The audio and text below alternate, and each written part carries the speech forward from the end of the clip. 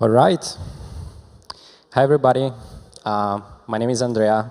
Great to be here. Great event so far. What's happening over there?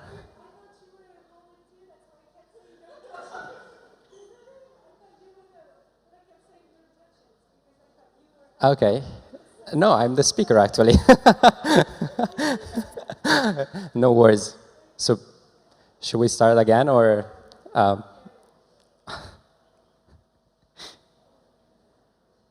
Okay, you tell me when to go.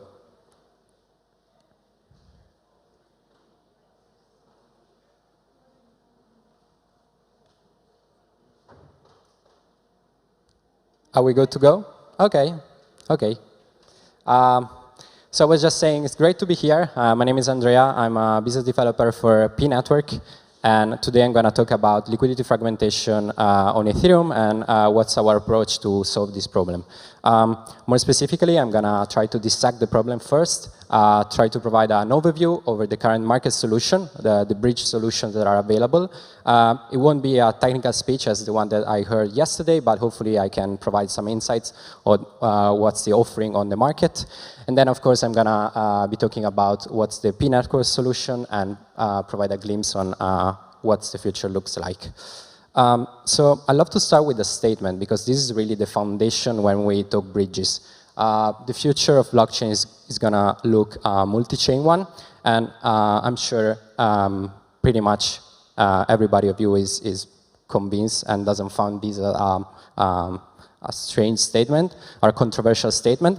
But if you want anecdotal evidence, you just have to go on the CoinGecko, whatever analytic platform, pick the top 100 assets, and over these 100 assets, 55 lives on their own independent chain. So it's true that there is a sort of a power law distribution where very few chains accrue most of the value, because the top 20 assets accrue for 85% of the total market cap, and the top 100 assets accrue for 95% of the total market cap. But still 57, it's a lot. And the market is really telling us that there is value outside of Ethereum, and there is value in several different chains. And if you're still unconvinced, I just love this meme, it's probably not the market that is wrong. But with that said, the problem. So the problem is just that blockchain are these wallet gardens, so they can't really talk to each other. And if we take a step back at what happened, after Bitcoin, there was this era of sovereign chain where basically everybody was trying either to fork Bitcoin or build their own application-specific blockchain. And then Ethereum came along and say, hey, what if we have a virtual machine where everybody can compile on, and what if we establish standards so that contract can talk to each other much more easily? And that's why we experience the Lego money and DeFi magic of today. But the world that we're going towards is a world where you can do the same stuff that you do on Ethereum today, just on every single chain. So really enjoy the multi-chain composability. And this is just to build this vision, which is what ultimately we're into, right? So to build this global permissionless network or networks for the transfer of value. But so far, we're stuck with very more down-to-earth yet practical problems, which is like higher slippage, especially for exotic assets. So we're not talking about Ether to USDC pool, but really the smaller pool can suffer from liquidity fragmentation, so this idea that capital just spread apart across different chains. So the slippage is likely higher in a multi-chain world. The user experience is terrible, because some of the bridges that are available in the market today requires hours, if not days, to go back and forth on a new layer. And then for smaller projects, it's just more difficult to capitalize on narrative that shapes the market, because like January, everybody was going towards Binance Smart Chain, and then afterwards everybody was going towards Polygon. So if you're a small project, you just build up your capital, your liquidity pool on Uniswap or SushiSwap, then you can really capitalize on those narratives, and it's very difficult to move capital around. And the last thing is that these guys are sort of coming. So rather than taking an adversarial approach, we should really build together to build a standard or to sort of allowing this composability, because some of the capital, some of the liquidity on Ethereum will fly to these environments anyway. So what are the solutions available in the market as of today? I try to sort of put them into 3 buckets. So we have the wrap approach. That can be either centralized or decentralized. The swap approach, where you trade one asset for another. And the inter-blockchain communication approach, when with projects that try to fundamentally rebuild the way blockchain communicate. So let's start with the wrapped approach.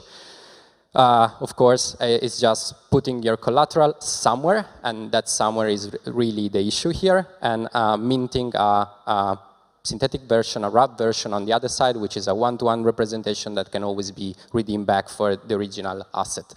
It's no stranger that I put wrapped BTC there, because if we talk about BTC on Ethereum, wrapped BTC is really the largest slice of that pizza, because out of 255,000 BTC on Ethereum today, which is 15% of DeFi TVL, which is a lot, 75% of those are wrapped BTC, and 94 are overall in the custodial side of things, which really tells you a story about what the market is valuing today.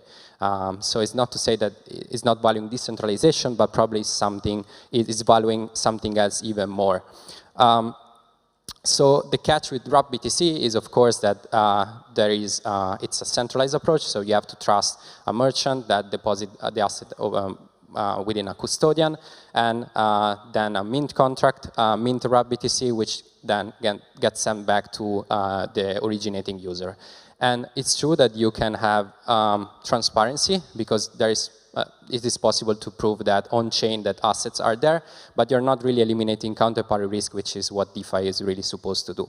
So that's the reason behind decentralized wrap approach. So we're still in the realm of wrapping, but these projects, REN BTC, PBTC, TBTC, all try to sort of solve the counterparty risk problem with slightly different approaches, but at a very high level, fundamentally, they try to build a network of nodes that store the key for the collateral. And we will see later on what's our approach on this.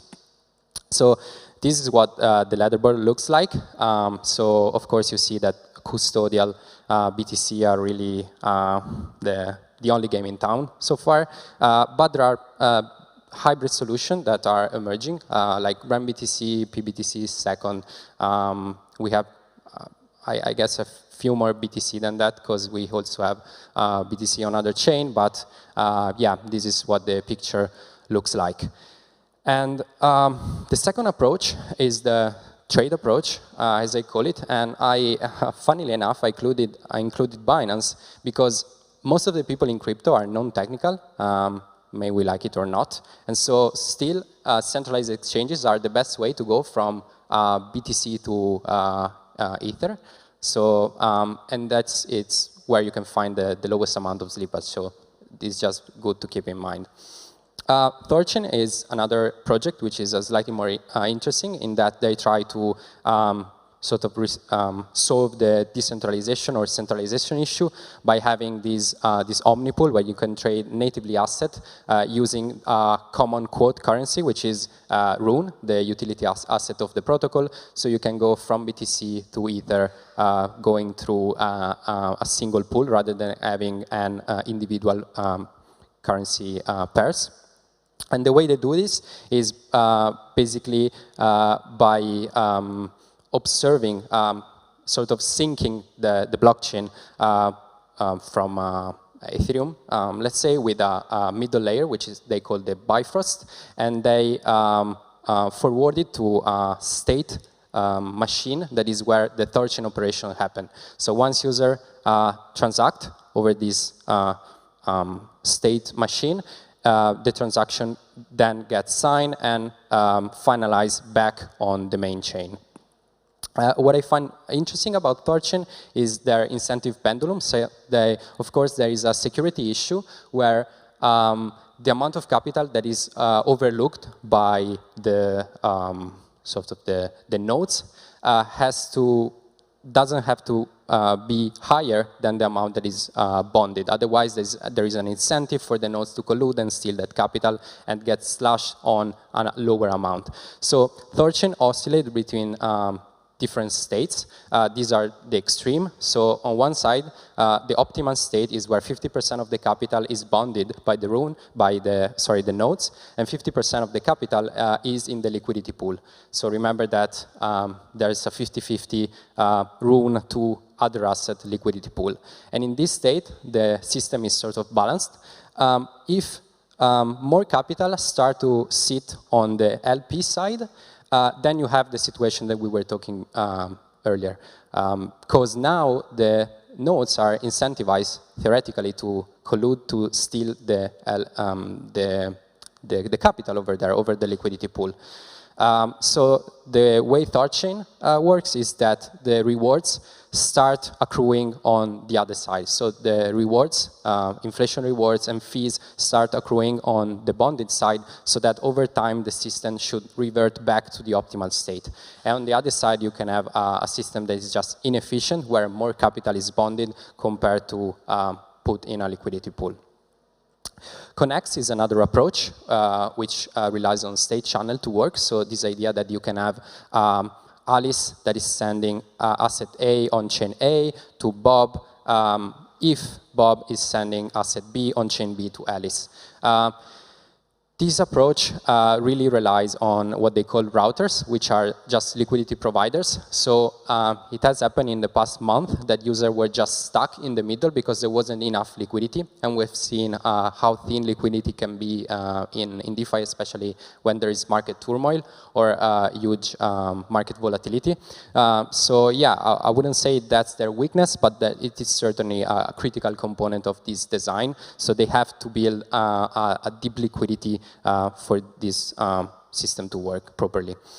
And the last sort of project that I will explore in this design space is AnySwap, which is an interesting one because it's based on Fusion, and they leverage distributed control reg management, which basically split the private keys with sharding across all the nodes. And they not only have a wrapped module, so they wrap the assets onto, they store the collateral and mint a wrapped token, but they also have a DEX built on top of this architecture. So they can then swap assets you can swap the wrapped asset for the native asset on the other side.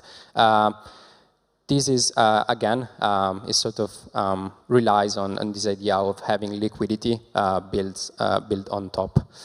And the last category are inter-blockchain communication. I know that there are other projects. Niar gave an awesome talk yesterday with the Rainbow Bridge, but I just wanted to put some projects that fundamentally try to reshape the way blockchain communicate. Cosmos, for example, has this vision of building the TCP/IP of blockchains. They basically split the networking, the consensus, and the application layer, so you can have this module that you can tap into and start building your own blockchain. But it's kind of not trivial to build a system that is already running into Cosmos. It was mentioned like yesterday, I guess, in the Silo talk that there's a huge amount of developer hours that needs to be put in to port an existing system into sort of these projects. So good overall, great flexibility, potentially absolutely revolutionary in the way you're able to interoperate between chain, but not trivial to develop. And Substrate, which is the next one, is similar in a way.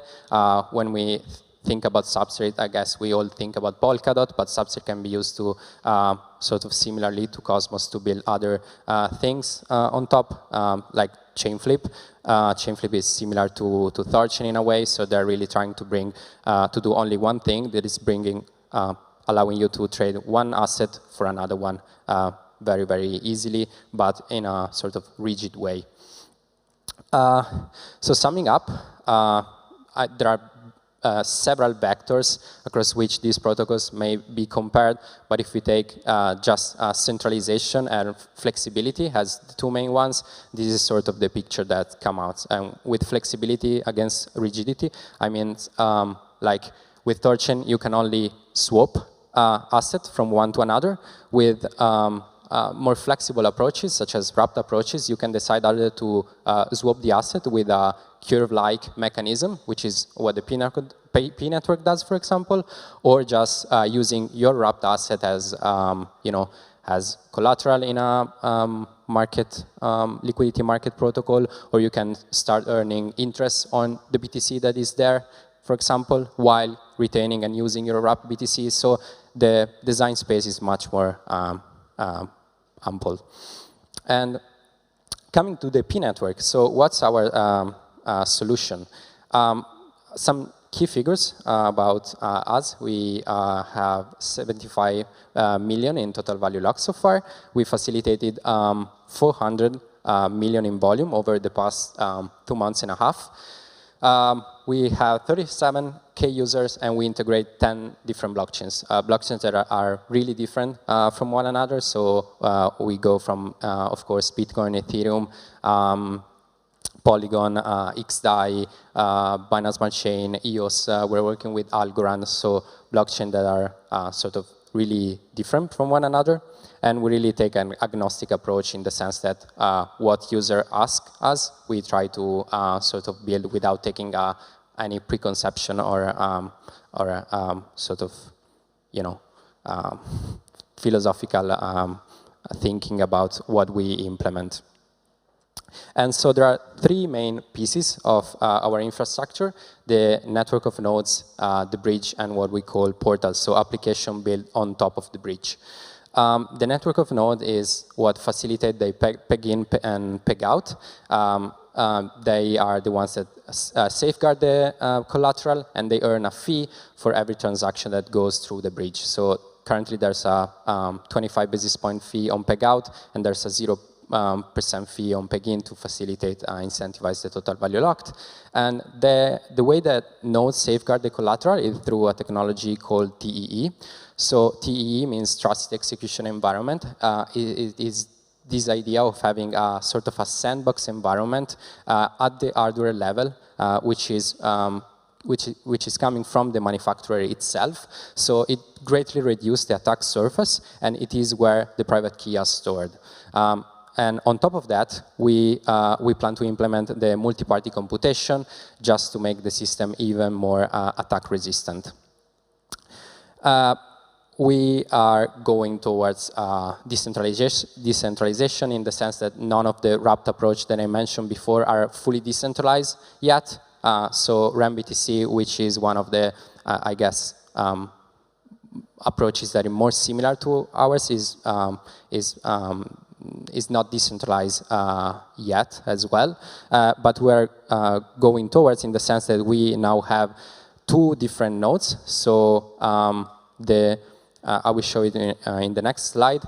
2 different kind of nodes, and we're going towards having fully validating nodes in the future that everybody can spin up. So at the moment, the validating nodes are still run by the team, but there are node operators which are sort of challengers. So every few minutes, they challenge what happens on TEE on the other side, and everybody can verify that the code that is running is what is really supposed to be running on those machines in a very open source and transparent way. We have implemented a DAO, which is where the nodes are asked to register, to claim the rewards, and to, of course, is what we use for our governance system, just to add another layer of decentralization. And this is sort of the most basic infrastructure of the bridge. So, of course, there is a vault contract on one side on the native chain, which will store the collateral, and there is a token contract on the other side, which is where the wrapped asset will be minted. But what's more interesting is that we have this additional set of contracts, which we call portals, which are sort of a layer that can interact with external contracts, right? So with this sort of approach, you can implement a whole set of interesting logic through metadata transactions. So those portals can send metadata, can attach metadata through the bridge, and what these enable, for example, is bridges for NFT. So we develop these bridges where essentially you provide as metadata either the state or the behavior or whatever the NFT is supposed to look like. And on the other side, you get this wrapped NFT, which inherits the trait thanks to this metadata. And the wrapped NFT can be traded, swapped, collected on the other chain, and then eventually burned, and you will retrieve your original NFT if you want. DAO portability is another interesting application that revolves around this design. You can have, for example, your treasury on Ethereum and, I don't know, the voting on xDai or something like that to really make people involved in your governance. And the last use case that I will show is this idea of having a liquidity extension. Imagine you doing a trade on one chain, USDT for Ether, but there's not enough liquidity over there. So you can forward the metadata through the bridge, saying, okay, I want to swap this asset with this maximum slippage. And this metadata gets sent through the bridge. You do the peg in or the peg out, depending on which type of the chain you are. You end up on the other side. You complete the trade on, say, Uniswap. So you swap the USDT for Ether on Uniswap, and then you do the reverse process. So you then do another peg in, and you end up on the original chain, and you complete your trade staying on your original chain. But part of the liquidity comes from the originating chain, the native chain. Part of the liquidity comes from the host chain, so the other side. So operations on the two sides can happen atomically. So yeah, this is another sort of cool approach that really extend the liquidity to every chain that is integrated with the pNetwork. And this is just our tech stack, which is fully open source, fully verifiable. Everybody can build on top of this. You doesn't necessarily have to have a portal for using the bridge. You can just use the bridge at the smart contract level. But if you want, you can really start to build on top of that. And yeah, just a few more slides on the path going forward. So we are in this sort of scenario where we are starting crossing the chasm on mass adoption. So the current users looks like this, but we're really going to users that are less technical, doesn't really care about anything that we've talked so far. They don't care about bridges, they don't care. They just want to move around their money into whatever kind of blockchain where they find the most value in. And so what we are trying to do is really to build really a stack that goes from mobile, non-custodial app that user can use to interact with these protocols, with a crypto debit card that is linked to the account, and with a bridge, an easy-to-use bridge that can be leveraged within this app. So this is Edu is sort of a sister business of pNetwork, and this is what our vision looks like for the future. And thank you. Get in touch and grab me afterwards if you have any question or just ask. Thank you.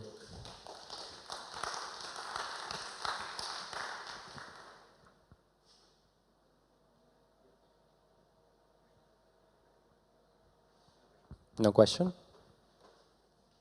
Okay, great.